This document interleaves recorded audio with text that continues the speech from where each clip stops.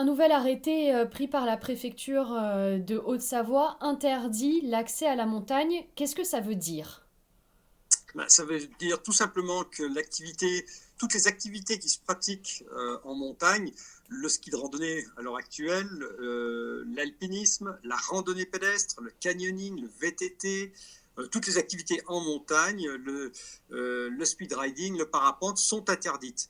Euh, L'arrêté est assez précis. On tolère, de toute façon, c'est dans l'esprit du décret qui a été pris le 16 mars 2020 du Premier ministre, qui décrivait une activité physique d'appoint pour conserver, si on veut, une oxygénation du corps, même de l'esprit.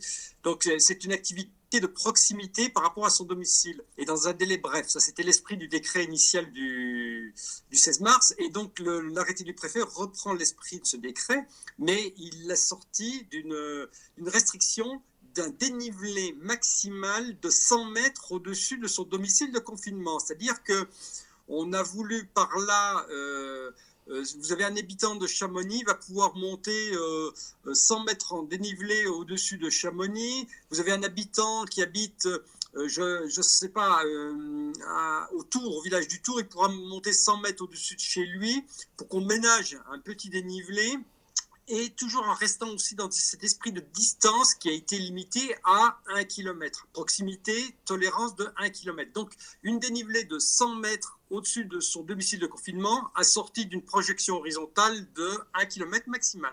Voilà. Donc, tout le reste, c'est interdit. Ça vous semble être une bonne mesure? Bien, de toute façon, ces mesures elles font suite au comité scientifique. Hein. C'est le gouvernement qui prend ces mesures.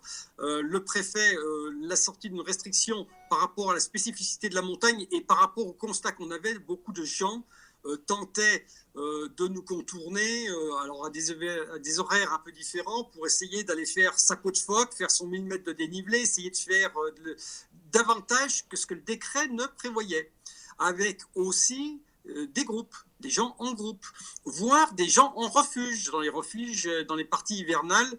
Donc on avait une possible concentration de gens. Donc on a fait déjà de la prévention, on n'a pas verbalisé systématiquement, mais on a fait comprendre à ces gens-là qu'ils devaient regagner la vallée, que ce n'était pas possible de faire du confinement. Voilà. Et donc les pratiques sportives maintenant sont à part faire un petit footing, vous n'avez pas le droit de faire autre chose. Comment faites-vous justement pour surveiller ces personnes?